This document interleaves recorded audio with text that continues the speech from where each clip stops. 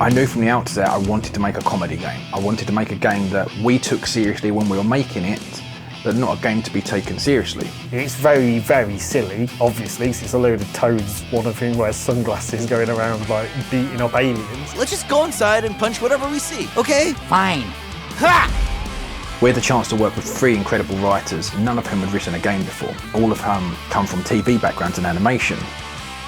I was watching a lot of Twitch, and after a while I realized if I'm going to be this invested in video games, I should try and get paid for it somehow. So the story we kind of worked on was this idea that, it's been 26 years since the last game, but the Battletoads don't know this. It becomes quickly apparent that the reality the Battletoads think they're living isn't necessarily reflecting of the real world. The last Battletoads games ended with them being intergalactic heroes. So we're trying to figure out how we could sort of reduce them down to nobodies. So, frogs, how you feeling? Stupid? We're not frogs, we're toads. The Battletoads. We're famous superheroes. This just in. No, you're not. That kind of fantasy just completely erodes and the curtain gets pulled. They see that they are no longer these heroes. They are in this kind of fantasy world. What's a better motivation than like wanting to become a hero? Like when you're already the hero and you just want to like keep good in the world. It's stupid. This is way more fun. The Dark Queen was our ticket back to the top. If she's not famous, then we can't be famous. And if we can't be famous, then life is meaningless. Pimple, punch me through my brain. One of the things that was exciting to me about the project was that we got to like kind of reinvent the Battletoads.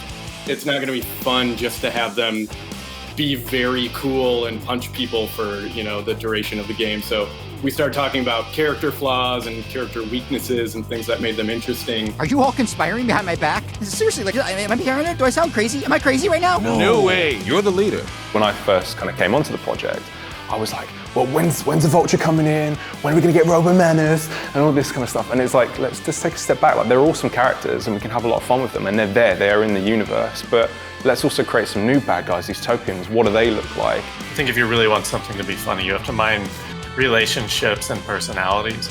And so the Topians, I think, are hands down like the funniest characters. Have you found the other ones? The Arbaltos? The Totalos? Oh, the things we're looking for. The Brutables. Bartle Bears? Battletoads. I'm afraid they've eluded capture as well. I really liked writing for the Dark Queen, actually. She's actually a character. She's got motives and she can be kind of funny. Why not?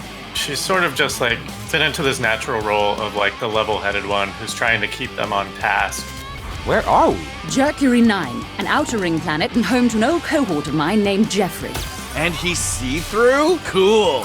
It's interesting to write a character who's smarter than all the Toads, but doesn't have any power. And I thought that was a really fun dynamic between the Toads and the Queen, is that these former enemies now sort of need one another. I know our history is complicated. I mean, you sent me spinning off into space. No hard feelings, much respect. But now that you're here, we can execute my plan to defeat the Topians together. We've told a really great story end to end with characters with depth in this stupid cartoon world, so I'm super proud of that. I'm not trying to tell a 10-hour epic story. Instead, I'm telling 30 minutes of incredible cartoons written and animated by incredible people. And it just adds to this feeling of you're like just playing this massive cartoon with these awesome gameplay moments. You really feel like you're going on this wild, awesome journey with Rash, Zitz and Pimple and the Dark Queen.